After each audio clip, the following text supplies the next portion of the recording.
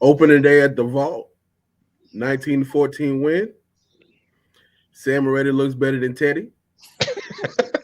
That the defense has matured. What more can we ask for? Guys, how you feeling after the day? Hey, man, it's a beautiful day here in Charlotte, North Carolina, man. Panthers win, Falcons lose, Cowboys lose Thursday. I don't know what's more. I don't know if I could ask for much more on this beautiful Sunday, man. Yeah, I mean, this is the first opening day win in a while for us. Feels good. Feels good. I'll have to throw my jersey on the floor in disgust. Hey man, look, hey, somebody said they might have to get a number 14 jersey. Is this true? Hey, I'm just saying we got a lot to talk about as far as that is concerned, but of the issues the Panthers had today, Sam Darnold wasn't one of them at all. Yeah, because I don't think I heard you mention getting a Teddy Bridgewater jersey last season, man. So that was never gonna happen. So week one is quite a change already, man. All right, guys, man. Look, I'm gonna just start out. Shaq Thompson, a sack, 10 tackles, interception. Hassan Reddick, a sack and a half. Derek Brown murdered that quarterback, killed him. Brian Burns, a sack. Marquise Hayes, a sack. Davion Nixon, half a sack. 6 total sacks. Guys, what was your impression of the defense today? I want to start out by talking specifically about this number 7 guy. I don't know if the power was in changing the number the whole time, but if that was the case, man, go ahead and just put that jersey up in the rafters right now, man. I want to issue a public apology to Shaq Thompson, and here's why. A couple of weeks on this show, I kind of sort of questioned whether or not Shaq could be a leader on this team. Let me just go ahead and shut up right now and issue my apology. The answer is a resounding yes. I know it is week one, and people are going to say, well, it's the Jets in this week one. Nah, I'm sorry. I'm already giving this guy the props that he deserves. But I have never seen Shaq Thompson play like this in a Panthers uniform, ever. And I challenge somebody to give me a better game Shaq Thompson has ever played. But your question was in terms of the defensive line, man, they were dominant. They were absolutely dominant. I mean, there's nothing else, no other adjective to really, to describe them, man. You already went over the stats, man. I have to give some props to Zach Wilson. I think that young man is going to be all right because you have to think about it. His first game in the NFL, he comes in and he faces, at least for week one, this type of defense. He was pretty poised. If we're really thinking about it, man, he was pretty poised and he was under pressure a lot, man. They made some second half adjustments, man, and he kept that poise.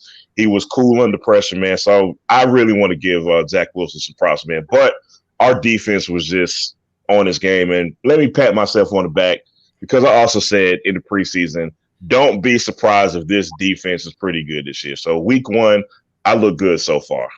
I want to give a caveat. Last year, it took until week 3 to get a sack. Jesus, man. Wow. And we had 6 today.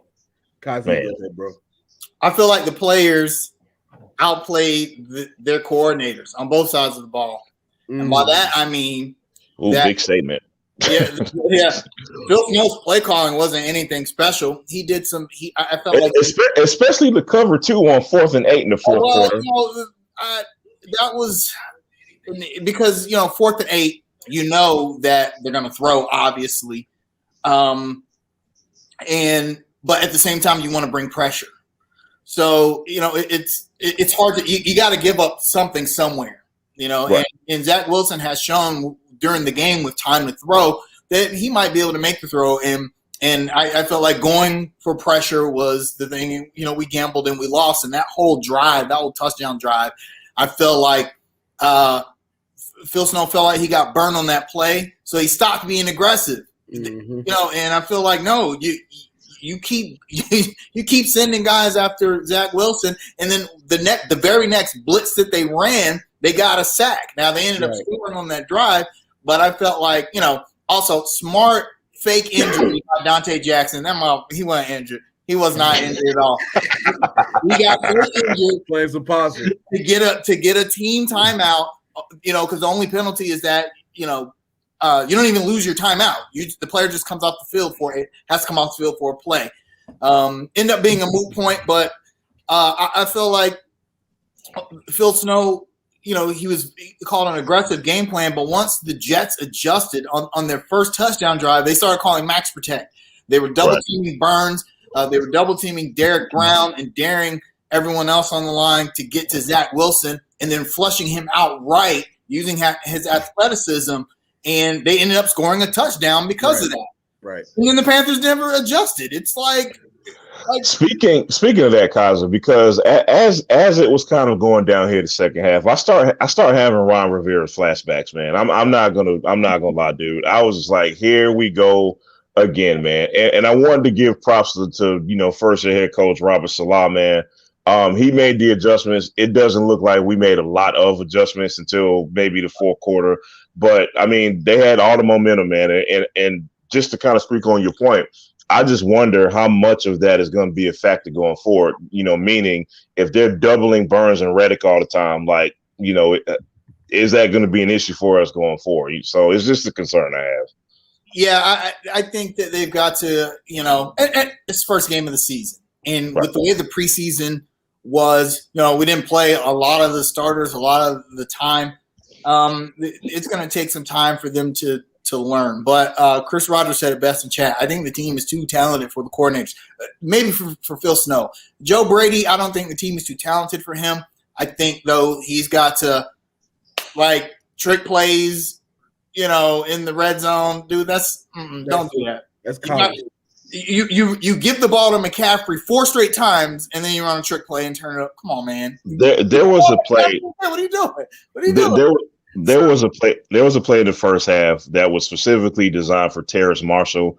If you remember, Terrace Marshall was going in motion, and when he motioned back out to the flat, you could tell it was specifically designed to go to him. But what you didn't see was Robbie Anderson was wide open on a slant route going into the end zone. So that's an example of how Darnold and Brady, they've got to get on the same page, man. Now we're all kind of getting on Joe Brady today, man. But at the same time, man, him and Darnold have to have an understanding as far as what they really want to accomplish in the red zone, man.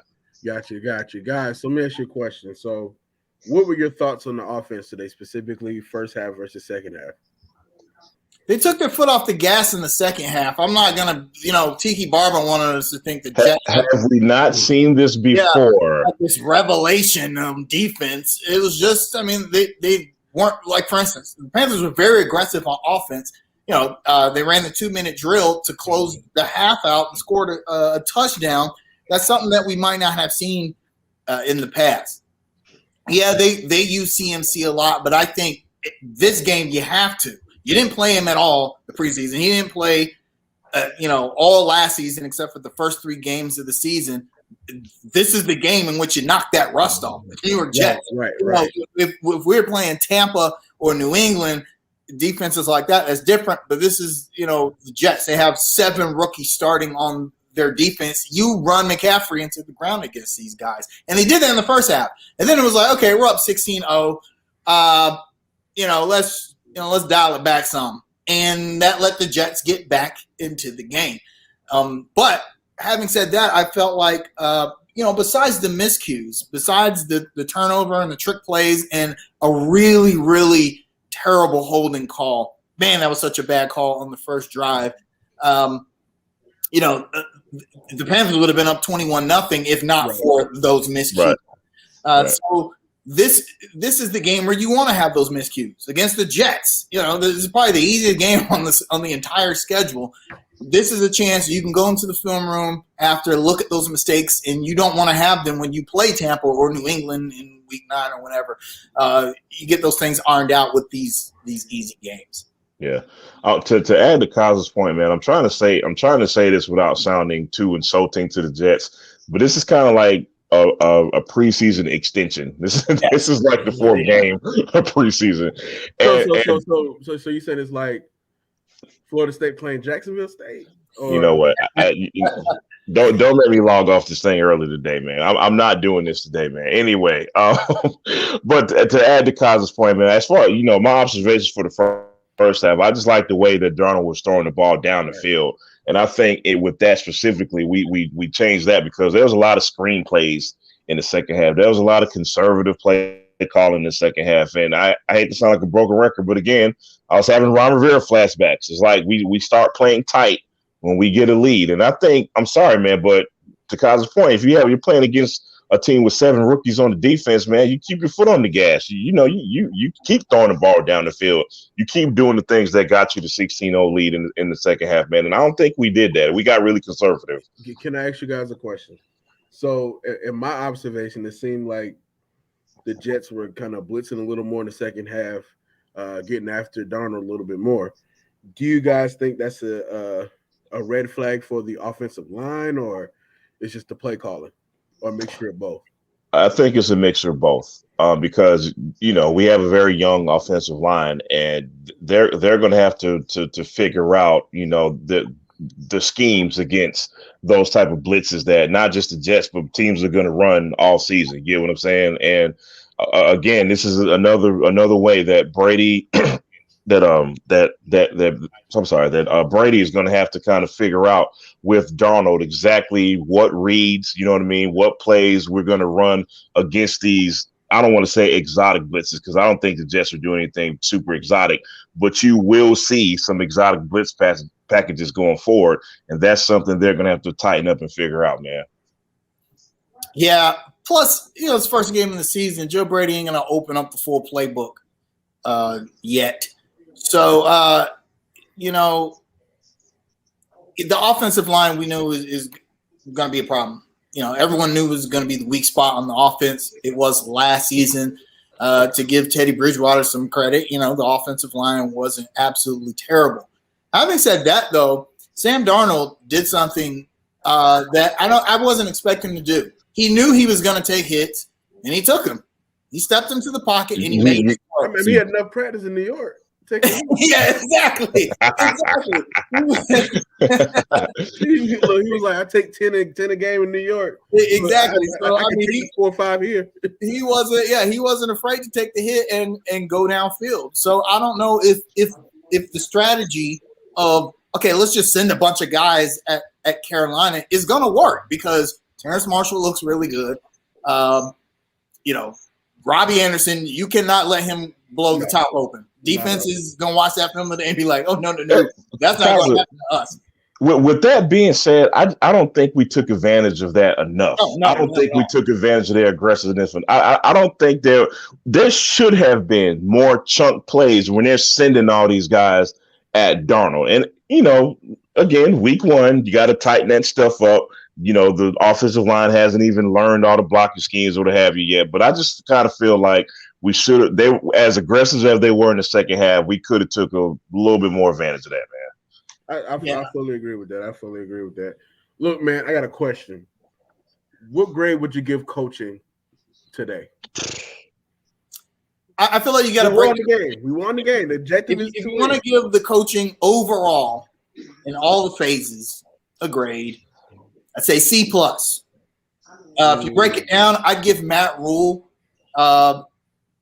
I'd give him an A. I felt like he good time management, good timeout management. We didn't say the mistakes that he was making last season. He decided to be really aggressive at the end of the half. Went for it on 4th down. At some point, all that may have come down to the kicker sucking balls, but I felt like Rule called a good game. Joe Brady, we just talked about that. I think he was trying to call a conservative scripted game because it was week 1, and he knows that there's not a lot of rapport between the receivers, quarterback, O-line, running backs. I felt like Phil Snow got kind of bailed out by how talented the defense is. Late in the game, like we said, that no huddle situation.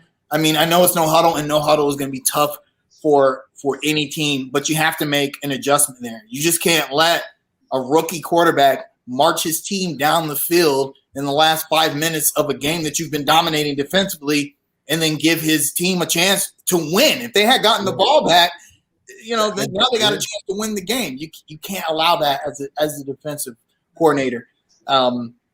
Special teams, we need some work there. there got to be some work. Well, I mean, come on, man. That's like a decade-long thing. Yeah, I did feel like Erickson did a good job returning kicks. I will say I don't like the juggling they were doing with kick and punt returns early in the game. Like, just stick to Erickson and let that be that. Man. I don't want more back there sometime. Nah, man, just stick to one guy. The kicker situation made it, mixing in an extra point. One point makes all the difference in your game plan. I mean, that's the difference between the Jets going for two late in the game or deciding to kick an extra point late in the game. So, we talked about this 2 weeks ago. If you don't have a good kicker in the NFL, you're not going to win. You will not win. I don't care how talented the other two phases of your game are. You got to have a good kicking team. So the Panthers need to work that out. So I give Snow, Brady C's. I give Matt Rule. I give him an A. I'm generous. Oh, well. Yeah, you are generous today, man. Matt Rule, man. Rule, I'll give a solid B. Brady, I'm giving a C minus. Snow, I'm probably giving a solid C, man. I think together they all get a C, and that is reflective of the score and the team that we played. With Phil Snow, man, it's like one play really knocked down his grade for me, man. Somebody's gonna have to pay me to understand the cover 2 on the 4th or 8, man. I have Charles Kelly Florida State flashbacks when I saw that today, man. Other than that, man, I thought the first half he called a great game. You know what I mean? I like the aggression. Shut up, right? I like Phil Snow's aggression in the first half, man. I thought that is exactly what you do to a rookie quarterback. You put heat on him. I alluded that how fast this defense looked in the preseason. You continue that momentum, especially against a rookie quarterback, and which he did. You know what I mean? I love the blitz packages he was in. I love the fact that he had Shaq Thompson in coverage. So everything looked great in the first half, but the second half, I just don't think he made the proper adjustments. And that was kind of indicative of not just him, but the entire coaching staff in the second half, man. But it's a solid C because at the end of the day, a W is all that matters. And sometimes you have to give the other team credit. Again, I will give Salah a lot of credit for their performance in these, the youngest team in the NFL, at least competing with us today, man. So. Gotcha. So offensive, defensive MVPs for today. Shaq. Defense, I'm gonna go Shaq Thompson. I mean, incredible numbers, impacted the game, had an interception, almost had another. He looked a lot like, I'm not gonna say his name because I'm not gonna put that don't do it. I'm not gonna put that juju on him like that. But he looked a lot like that guy. I'm gonna say Dante, man. Dante has been his impact came late in the game. I agree. Good plays late in the game, and he had the game-saving cramp. Yes. Here's my question. He hopped up real fast after the came over. He hopped up. Hey, Kaiser, how do you have a cramp and run that fast to the sideline? That's my question. Even Tiki Bob was like, I guess, he had a cramp. I guess possibly we didn't see more cramps. Yeah, because that's not a real injury. That's not a real injury, buddy. Smart. And then my question about Dante Jackson is, when did he start hitting? Like, this dude was like laying wood today, man. A little bit of wood. I was like, what's that? I mean, god dang. Yeah, it was yeah. And I'm gonna tell you, man, I'm not gonna say unsung. That's kind of a really stupid way to describe this, man. But Brian Burns' numbers probably won't jump out at people today, but that dude was in Wilson's face all day, man. So disruptive. He only had one sack, but right. If he doesn't get juked out of his shoes by Zach Wilson, and to be fair, not every quarterback in the NFL is going to be able to do that with Brian Burns in their face. Zach Wilson, he's an athletic guy. He made a good play. But, I mean, he was in the backfield damn near every play. Yeah. he made that kid life hell especially in the first half. Yeah, you could tell Zach Wilson was not comfortable in the Jets. This is one thing you love to see. They made a conscious effort to game plan Brian Burns out of the picture late in the game. They were throwing 2-3 guys at Brian Burns. You love to see that. Man, interesting stat, man. Dante Jackson was second in tackles today. I don't know if I want to see that going forward, but just an interesting stat. Shaq Thompson 10, Dante Jackson 6, man. But then again, the tackles are kind of spread all over the place. So also, I want to give some credit to Jermaine Carter. He was everywhere around the field as well. Yeah. And they throw me off with the damn number 7 and number 4 today. Change the numbers at the last minute. Actually, I think the tackles, the Panthers ran a lot of zone today because they knew that Zach Wilson could get out and scramble. If you're running man, you don't want that because, receiver is not going to be covered all day. You got a quarterback that can make time for himself, but guys are going to get open if you're in man coverage, or if you're man coverage, once the DBs turn their back to go cover, quarterback take off up the field. So Panthers ran a lot of zone today, and that's probably – why we saw the cover 2 blitz on 4th and 8. They just didn't want to chance Wilson, who had at that point had been escaping sacks and getting outside the pocket, to do something like that. But I guess my rebuttal to that is, don't you trust your front four that has been getting pressure all game? You know what I mean? Well, but teams I'll say this: the Jets did a very good job of game planning against that pressure late in the game. That's why they were able to come back. They gave Wilson just enough time for him to make these, really good throws, and then when the play broke down, he was able to scramble and do what he does. So I don't know if we'll see that. I will say I would like to see the Panthers take more risks on man-to-man coverage. I want to see J.C. Horn, Yeah. This ain't the time to do it, but later in the season, we know that Dante Jackson, when he's healthy, he can keep up with anybody. Yeah. So I don't want to see the Panthers get shoehorned into running this zone defense, because as good as the defense is, they're not like the Legion of Boom was. Seattle ran base cover 3 for 5 years, and they didn't run nothing else because they had the personnel to do that. We're not quite there yet. So right, and no, to add to that point, man, as long as we've been doing this show, and as long as I've been a Panthers fan, I've always said how much I've hated our bend but don't break philosophy, man. I don't know how much or if that's going to change this season, but I just kind of think with the personnel that we have this year, man, you can kind of trust them a little more to kind of play a little bit more man, to bring a little bit more heat. We'll see how it works out, man. But I just kind of think the personnel kind of implicates that we can trust them a little more to not play so soft, man. Right. Guys. So this offseason, I've heard a lot of stuff. Get him, Rodney. Get him. So I heard that come to smoke. I heard that other running backs are better. It was a flash in the pan, 1,000. The Panthers' offense won't be that good. He's not going to perform like he did before. Today, this man had 187 total yards, 98 yards rushing, the game-saving first down, and 89 yards receiving. Tell me how great CMC is. And I just don't get the disrespect to CMC all year. All offseason. I don't get it. There have been few weapons. That's a word you can use for very few people. And I consider in the NFL a weapon to be someone who is versatile and multi-talented. There have been very few like CMC in the history of the league. I mean, I think we can say that now. He's in his 4th season. Yeah. We can say that now. You're going to get 1,000 or close to it out of this guy when he's healthy. I mean, the only reason he didn't put up good numbers last season is because he got hurt. He didn't even play 2 full games last year. Yeah, exactly.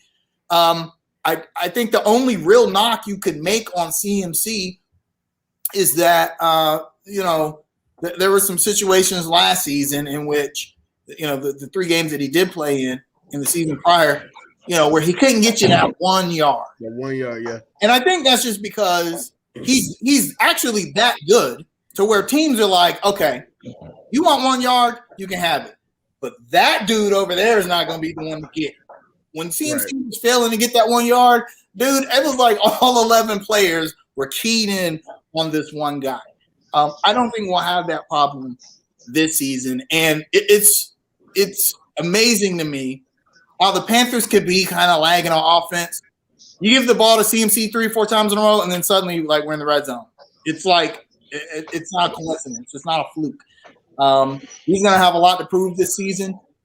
The offense, I think, is more talented than they've ever been. I think once they gel, if CMC stays healthy, the Panthers are going to be a good team. I picked them to go 9-8. I might have to revise that some because I wasn't expecting the defense to be like as good as now. We'll see. It is the Jets week 1. We'll see. But CMC is still that guy. So when Chris McCaffrey originally got drafted, I was roasted because I called him the white LaDainian Tomlinson. I called him the white Marshall Faulk. And I was raked over the coals. I said, people told me, man, slow down. This dude is not going to be all that. He can't run between the tackles. That was everybody's favorite saying. Remember that? I remember hearing that on the radio. Oh, remember, he can't run between the tackles. I'm like, okay. He can't run between the tackles. And then the guy puts on 80 pounds of muscle and he starts running between the tackles. Well, he can't get you that extra yard. If you're in the end zone, you can't get you the extra yard. And then this season, he proved, last season proved he can do that, man. So where else is there to go with Chris McCaffrey as far as the hate is concerned? There's nowhere for his naysayers, detractors, haters. There's literally nowhere for them to go. If you get listen, let me say this for people who don't understand. There are not too many people in the history of the NFL who have 1,000 yards rushing and 1,000 yards receiving in any season. There's just I probably 4 or 5 players ever that really do that. How do you discredit that? How do you discredit someone doing that on a team? Let's be honest, man, who didn't have much of a threat aside from him last season or the season that he actually accomplished that. So I don't understand the detractors and haters, and they just don't have anywhere to go, man. So with that being said, one more thing. So with that being said, just get his jacket ready for Canton because that's the trajectory of his career. Be mad if you want to. Say I'm overreacting. I don't care. That's where he's going. Hey, man, look, he better be in Canton. All that money we paid him. Man, that's Canton money, right? As long as he stays healthy, which, for NFL running backs, the average career of an NFL running back is less than 3 seasons. And I think whenever you have an injury like CMC had, in which it was injury that really took him out the whole season. He could have come back and played, but I think the Panthers were very smart to say, you know what, just essentially take the year off.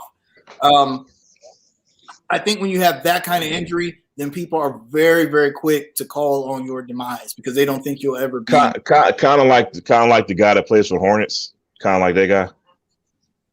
Who's that? Sorry. Gordon Hayward. Oh, good. Oh my God.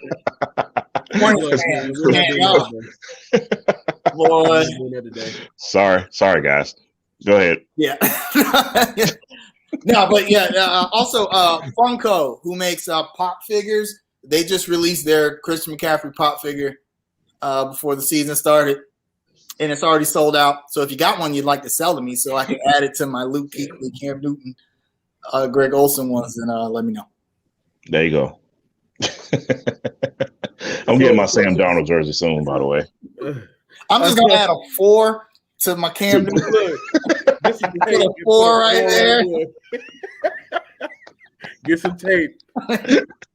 and then white out the back of the name.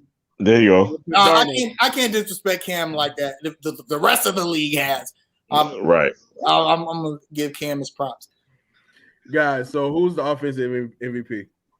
You mean the defensive MVP? Oh, no, you did say defense. Sorry. CMC. Yeah. All right. Look, I'm going left. All right, besides DJ Moore. He's the obvious choice. Let's leave him out. But I'm going to say Sam Darnold. Okay. I'm going to say DJ Moore. I'm also going to go Sam Darnold if we're not talking CMC. Yeah. And most importantly, like we've already kind of talked about, man, I was just very impressed with Darnold's pocket presence today because that's been the knock on him. I would say DJ, but he did a rookie thing in the game that made me mad. It was a 3rd down. Darnold was under a lot of pressure. Had to let the ball go quick. it was a check down to Moore, which would have got the first down. Right. And he turned his head. Come on, man. This is year 4. We don't do that anymore. You make the catch, you go down and you get the first down, and then your quarterback will reward you with that's just a lapse. Plus, there was a safety coming down the pipe at him. Probably caught his eye. He wanted to make sure he didn't take the hit. I get it, but Sam Darnold is that was a much better debut from Sam Darnold than I was expecting. I agree. I was thinking like maybe 2 touchdowns, 2 picks, close right. Game. Plus running it in for a touchdown. Come on, if anyone predicted that, you're a liar.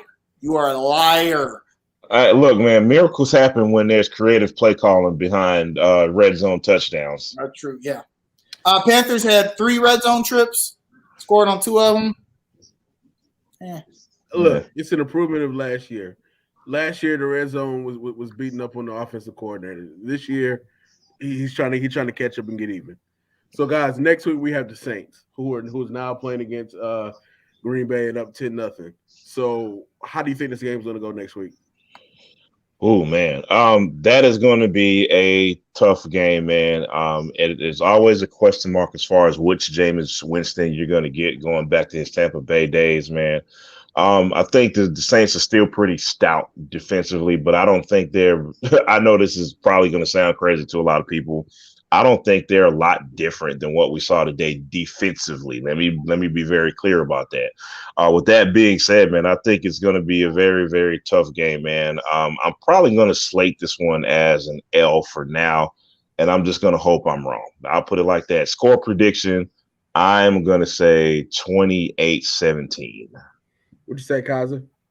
I'm going to pick the Panthers to win only because we're playing at home. If we're playing in the Superdome, then maybe a little different. I don't think the Saints are as bad as people think that they will be without. I totally agree with that. Drew Brees. Yeah. But it was in their wide receivers. He's out for at least like 2 months. Right? Well, I think right now in slant guy. In week 2, I'd say that the Saints and the Panthers are at worst, even. If this was later in the season, I think you can make a better prediction, obviously. But I think it's close, and because the Panthers are playing at home, that will give them a slight edge. Especially, I do think the defense is going to make things hell for Jameis Winston, and I don't know if he'd be able to handle that amount of pressure like Drew Brees would have. Drew Brees used to have trouble against the Panthers, and I know it doesn't seem like it because he used to put up these dumb numbers, but he was good for at least 2 or 3 picks every game against us. And look, especially when they played here. Let's be clear, especially when they played in Bank of America Stadium. So the coaching staff in New Orleans hasn't changed; just the quarterbacks have. And Jameis Winston has had some decent games against Carolina, but I think he's going to have some trouble next week. And look, I'm going to slightly redact my prediction just a bit because here's something I think is going to be very key next week. Jameis Winston has always had problems with, turning the ball over or lack of ball control or what have you. I think if we're able to get the kind of pressure on Winston that we did with Wilson today, I think we could be successful doing that. I think that's going to be key as far as how much heat we put on Winston next week. So that's just a little caveat. Look. James got his odds fixed, man. He's going to. Yeah. He didn't get his brain fixed though. So hey, man, you got to stop doing that. Sorry. That was that bad? Sorry. That was bad, man. That was bad. Sorry. You can't say that. But next week, man, I fully expect a close one. Panthers win 21-24 last second field goal. Y'all are really optimistic this week, man. Look at y'all, man. No, look, man. If Drew Brees was still Drew Brees, still played, then I would think great point. I mean, I can't disagree there. I think, I don't think the Saints are that much better than the Panthers, if they're better at all. I don't think they're better at all. Like I said, at this point in the season. But see, this is my thing, man. Like, I think the Saints' defensive line has the potential to beat up our offensive line, and we Cameron already know that Jordan guy. owns us. You already know that guy who likes to eat against us, Right? But we got Chris McCaffrey's back. Chris McCaffrey, man. He keeps defenses honest. They're not going to be able to just tee off. Right. They can't just rush the quarterback now. Right. Exactly. They can't, because this guy, if you leave him in the flat open, you're going to give up yards. So the Saints are going to be wary of that, I think. Plus, like, Sam Darnold did not seem bothered by the Jets' pressure at all today. He really didn't. Not every play went the way we would have liked it to, but he stepped up and made the throws that he was supposed to make. I didn't see, the commentators kept saying, Sam Darnold's got a happy feet. No, shut up. I didn't see that. I didn't see a lot of Sam Darnold like, oh my God, the pocket's collapsing. He stepped up, he made his throw. I think we'll see that against the Saints. Whether that's enough to win is another question. That's why I'm saying, because we're at home, I'm getting the benefit. And look, I know we got to move on from the Panthers segment, but one more thing, man. Again, man, I maybe I'm in the minority, but I'm going to give the Jets a little more credit than people are. Their front four is not bad, man. Quentin Williams is a bad dude, man, and not the name escapes me, but another guy who had a couple of sacks for them looked pretty good too, man. So I don't think the Jets front four is bad at all. So considering that we won the game against that front four and we look pretty good for the most part, man, I think it may bode well for us next week. Okay. I mean, look. We'll see. We never did this, but season prediction on the record. I said 9-8 earlier. I'm going to stick with that. I want 8-9. Well, I actually initially said 7-10. I'm gonna actually go 9-8 now. Okay. Yep. Reasonable. Look, I was listening to the radio the other day before we move on. This guy made a whole bunch of parallels to 2003 when we went to the Super Bowl. He was saying that. Listen. This is funny. He was saying that Tampa Bay just won the Super Bowl in 2002. He said that the Saints had a black quarterback who wore the same number Jameis is wearing. Wow. And he's saying the Panthers are going to the Super Bowl. Who has time to research all that, man? I mean, that's all. True. Look, this is true, though. Tampa came off the Super Bowl. But there's no way in hell we're going to the Super Bowl. No. Hey, man, okay, if Sam Darnold takes us to the Super Bowl, I will buy a Sam Darnold jersey, and I will get a number 1 tattooed right here on my forearm. Yes. He don't even have to win. If he just takes us to the Super Bowl, then he could be another Jake. If Sam Darnold takes us to the Super Bowl, I will get a Sam Darnold gold tooth. If that dude takes us to the Super Bowl. man, look, the Hornets this past week released a bunch of photos. Some of the Hornets players, specifically Terry Rozier. He had the guys down in Miami playing ball and politicking in the streets. So how do you guys feel about that camaraderie and should we still trade Terry Rozier for have we ever seen this from the Hornets ever in the 30 plus years? Have we ever seen where players like, you know what, guys, let's just go ball. Let's just do what we do and just ball out together. Like, if you watch the videos, because they released some videos too, you could tell that there was like this level of competition that, you remember, not the Charlotte Hornets are not the 1992 Dream Team, but, remember those practices were legendary because they were so competitive, and that's one of the reasons why they were so good when they got into the Olympics. I'm wondering if it's kind of the same thing with the Hornets. Like Kelly Oubre, for instance, he could start on this team, but he's got to earn that spot. If you saw, Miles Bridges, that's still LaMelo's dude. About 4-5 alley-oops he was throwing. Yeah. So, there's going to be a lot of good competition for positions there. And I loved what I saw. Even if it doesn't mean anything in the wins column, I like the fact that Terry Rozier has embraced the role as, okay, I'm the vet now. Everybody else is gone. Cody Zeller gone. I'm the vet now. And this might be LaMelo's team, but he's still a leader in the locker room. So I'm going to get these young guys together, and we just go and hoop. And that's what they did. And Right. So I number one, man, I love what I saw, man. And, people, we're not mentioning the fact that Terry got paid this offseason. He got his extension, man. And I can kind of, if you pay me, I'll be a leader too. Exactly. And look, it's a lot easier to come to work with a smile on your face when you got money. You know what I mean? So do whatever you guys want me to do. Let's go. But anywho, man, like we've said this ad nauseum. We've said this a million times, man. People, I don't want to say forget, but do you guys not think that these guys realized that at one point in the season they were a 4th seed? Do you think they really forgot that? They didn't forget that, man. Do you not think that those players look at each other and say, you know what, man, if you would have stayed healthy, we could have really done something in the playoffs? Do you think they forgot that? Whoa. JB was in Miami? Hold up. Because I was told in the Hornets group that coaches have nothing to do with players' off-season workouts. Nothing to do. That's what somebody in the Hornets group told me. Fake news. Fake news, right? Yeah, it can't be true, man.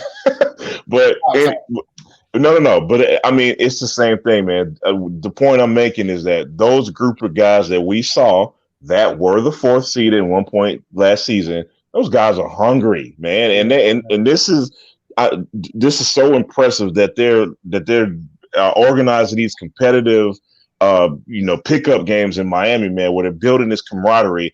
And it's even more important for the new guys that are coming in because there's some turnover with this team. We know that. We know there's James Bouknight and Kai Jones and Kelly Oubre and the other young guys on this team, man. So it's even more important to do stuff like this to get those guys acclimated to what they're trying to accomplish this season, man. It's a great sign. I can't wait, dude. We got 3 more weeks. Until the season starts, we can stop talking about trade rumors and fluff and all this other stuff. We can really get it on, man. So this is just extra impressive, man. Hey, man, look, I got one more thing, man. The team was missing one person, and you know who it is. We're just going to move on. We're going to move on. It's not Ben Simmons.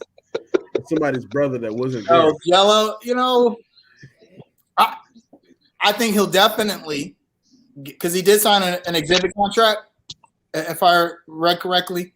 I don't even know if that's official, to be honest, man. I think it's expected if he didn't do it, though. He's going to play in Greensboro and play his way into the league. He's going to take the Seth Curry route. There's nothing wrong with that. He may get called up by the Hornets. I will say that what they did in Miami, to me, shows that the Hornets feel like they are set as a team. There's not going to be any more trades, guys. No more rumors. Ben Simmons is not being traded to the Hornets, guys. They really like their camaraderie. I mean, they go to Miami. The coach goes down with them.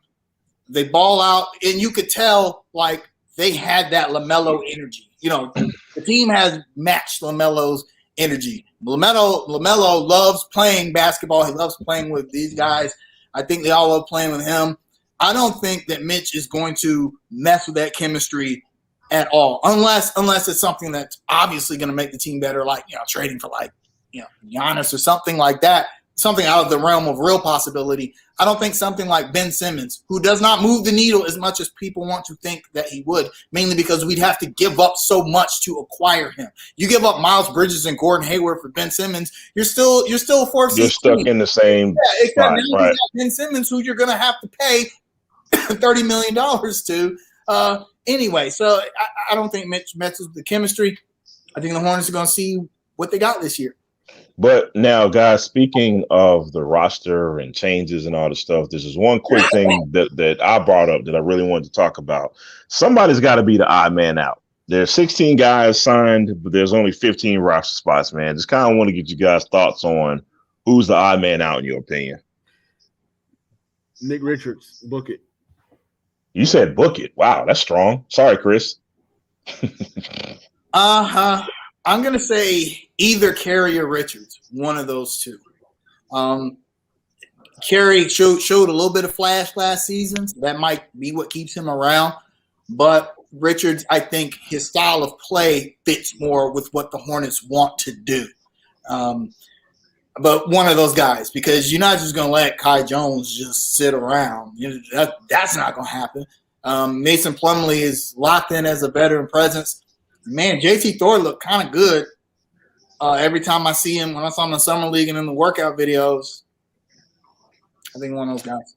I'm kind of leaning toward Wes Iwundu just because he's redundant as far as what we have. He's a better defender than Martin. And I don't think they cut him. but he may be a worse shooter, and that's saying something.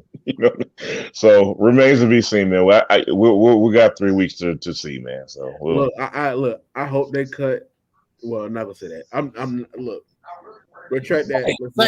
I'm not gonna say hope they cut anybody. Let's move on. So Jamal do a hissy fit this week. When he posted for multiple reasons. We're not gonna talk about the other one yesterday, but about this gentrification that is coming to Plaza Midwood.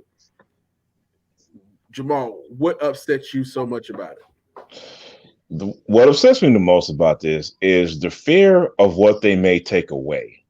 Look, I'm not really, I never get angry at what may be added. When you talk about gentrification and development, I'm never afraid of what's added. Adding something is never really a bad thing. But it's the fear is what may be taken away. You look at that specific graphic, which is slated to, put that big, shiny new toy in the middle of that vacant lot and on Central Avenue. You say to yourself, oh man, it's just a vacant lot, man. What are you scared of? You're adding something to a lot that nobody uses. All right, cool. That sounds great. But what's going to happen when those property taxes go up? And in a place like Elizabeth Billiards, which is a staple in that community, which I've been to 1,000 times. I have a couple of friends who DJs there a lot. You can always go just chill, get a drink, shoot pool, watch a game, whatever. Nothing fancy, nothing spectacular. But those kind of things that people go to Plaza Midwood for, those kind of things are threatened to be taken away. So that's kind of why I was throwing such a hissy fit about that, man. The fear of how is this going to change the entire vibe of Plaza Midwood, the vibe that people go for already. What about you, Kaiser? Are you upset about it or indifferent? This is the price of progress. I would rather a place like Plaza Midwood, I would rather them grow organically by having people move in and bring culture into, or either that or expand the culture of Plaza Midwood, known for, its arts and being eclectic.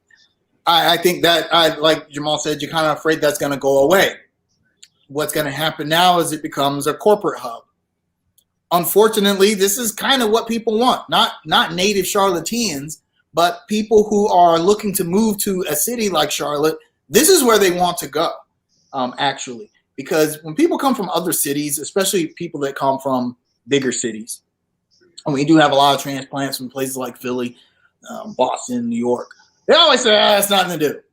It's nothing to do. And you say, well, hey, you can go down to Plaza Midwood. You can go on down to Thomas Street. That's not enough for those people. And developers know that. So what they say, okay, we build this big, shiny corporate toy, and then those people will flock to, and they're absolutely right. If you look at the gentrification that has happened on South End, the people that live there, nobody from Charlotte lives there. Nobody from Charlotte. The only person I know from Charlotte who my sister had a condo there a few years ago. And that's unfortunate, but that's what happened. But actually, my biggest beef is the damn picture. Put it back up, Rodney. The picture, that's not Plaza Midwood. That's not Plaza Midwood. Right. Huntersville. That looks like Burkdale. That's not Plaza Midwood anymore. Downtown is not freaking 12 miles away from Plaza Midwood. Look at that. Like, the style. Yeah, hey, that's man, look. So you don't want to be out on the deck like at 6 o'clock in the afternoon in the summertime having a mimosa, talking about your corporate job. Look, there's already places to do that in Plaza. That was my point. We need new innovative spaces. We need to be a Boston, a Philadelphia. I don't know. It's like, they've already taken down the penguin sign. Yeah, they're putting in the museum. I would rather go to Thomas Street Tavern and get drunk for $12. That's what I would rather do, and I'm sure they're. See, this is my thing. Things get pushed out more. Yeah, and it's time for new things to be created at different places. So you have new, cool, hip areas everywhere. Yeah, but here's the thing, man. But we all know that when these cool, new, hip things, so to speak, are always cookie cutter, vanilla, plain things that everybody's going to flock to because they have to those places. I mean, the Epic Center is going to stand there. Thank you. City Fair. We've seen in bigger. How many times has Atlanta changed their arts and entertainment district? Right. Thank you. Because you can't build 15 of the same things and expect them all to thrive long term. You have to have some variety. If you want things to stay the same, move to Branson, Missouri. Okay. Things have to change in life. Things do have to change. You're right. That's why I'm not like too upset about it. Because it mainly this doesn't do what a lot of gentrification projects do. Because if you look at it already, that area has already kind of been gentrified.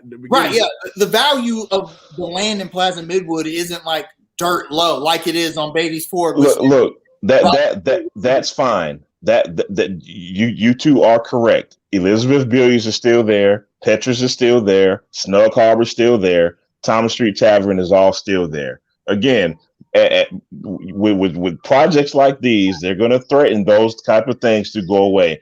I do not want South End 2.0. We have one South End. That is all we need. Thank you. South End is cool to me. I like cookies and I like cutting cookies. Okay. I think the next hot spot will be Freedom Drive, Tuckasegee area. Yes, sir. I believe it. They've already started from Pinky's on like to the cookout. But Kaza, I don't mean to cut you off, man. But something like that, there was nothing over there to begin with, so that's cool. I don't mind that, but don't go. Whatever. Get rid of all that. I don't care. well, Jamal, I got a solution. Create Jamal's House Tavern at your house. That's too late. That's already been created, so it's too late. No. Charge a cover fee. You buy your neighbor's house, bulldoze it for parking, and you're in business. I mean, it's Jamal's Tavern, buddy. There's no real solution for places like Charlotte because, see, if Plaza Midwood was still like, like don't go to Plaza Midwood at night. No, if you mean North Charlotte. I used to be because I went through this same thing. If it was still like that, then we would really be upset because they allow crime to come in, drive the value down, buy everything up, push all that element out, and then build it up to where an area that people can't afford to live in. Conversely, a situation like this where the value of the land is already high, there are already people moving into that area, and now the corporations just want to get in on that. I don't know if there's a solution for places like Charlotte. We just kind of got to roll. Guess what? Charlotte is a place that people want to be at. It's going to continue to grow at this point. And I would honestly be more concerned if nothing wanted to relocate here because that's a scary time. My question is, where the hell are all these people going to park? If they raise the parking lot, it's already hard enough to park if you go to Plaza Midwood. Uber and the little train that comes down. We're going the wrong direction already. Corporations get together and they're like, okay. Yeah. How can we make rich people more rich? Okay. Yeah. Gotta take the train, gotta take the streetcar. Have you guys ridden the streetcar? No, not yet. Yeah. It looks useless to me, but that's another story for another day. It looks like an actual streetcar. It's right. Look, college kids will ride it. Jamal, you've been out of college for 25 years. Okay. Not quite. Shut up. All right, guys. I got one more thing to say. Hey, Charlotte, do what you want to do, but if you take away Snug Harbor and Petra's, you will feel my wrath. I'm coming down there, and I'm setting up a protest if y'all take my spots away. Go ahead, Rodney. Well, go ahead and make the picket signs. So quick shout outs. I just want to quickly say that Charlotte, as a community, we need to do better. Have some more, be more cognizant of where your kids are. RIP to the little boy. Yeah, you being nice about it. Isaiah Figueroa. And everybody involved in that incident, I hope you're caught. They've already caught 2 guys. They caught 2 guys. You need to catch everybody else. Yep. And throw them under the jail. Pretty much. Kaza, what you got? I'm gonna give a shout out to Maya Shaka. Yeah, the first Black female referee in the NFL. She refereed the game today against the Panthers Jets. She was still atrocious like the rest of the NFL refs. I mean, I'm not like, giving her a pass on that. That was an obvious catch interference. And it was just like, no, there was no flag. No, that was a flag, sweetie. But anyway, but good job, though. And like they were saying in the broadcast, diversity, even if you think it's forced, is good in everything. And if you can get more women involved in sports and somehow, yes, I don't know if during my lifetime I'll ever see a woman actually play in the NFL at any position besides kicker or punter, but you can still get women involved to get that amount of diversity. There's no reason a woman cannot be a referee in the NFL. She can be bad just like all the men in the NFL. Top of the ref today. We didn't really talk about that. I just felt like they, it's the beginning of the season. The refs got to adjust as well. But shout out to her. Hopefully we'll see some more of that. Quickly, Jamal. Quickly. All right, quickly. Shout out to all the fans in the chat this season, man. In the chat today, we are glad to kick off NFL season with y'all, man. It is always a fun time, man. I'm going to keep under wraps what we will have going on, but I'm just going to say I'm excited about some things that we have coming up involving the fans of Under Construction. Please continue to like, share, and subscribe. I cannot explain how important that is to the show and you helping us grow this. To my shout ats, I do have a shout at. Ever since 1991, I have watched Casey Weldon. I have watched Drew Rutherford. I have watched Chris Ricks. I have watched Charlie Ward. I have watched Jameis Winston. I have watched EJ Manuel. I have been a Florida State fan since I was 10 years old. Yesterday was the most pathetic thing I have ever seen in my entire life involving a college football game. And I am not exaggerating. That was literally the worst loss I have ever seen any of my teams that I root for. As of yesterday, September 11th, I am denouncing my Florida State fandom. I am done. I cannot take it anymore. I cannot take the incompetence. I cannot take the overall incompetence of this program. I can't take the dumb plays. I can't take bad coaching. I cannot take it anymore. Go Heels. I can't do the Florida State Seminoles anymore. I cannot do it. I'm done. Done. Okay. Well, guys, thank you so much for watching. Zarek Cooper just threw another touchdown pass.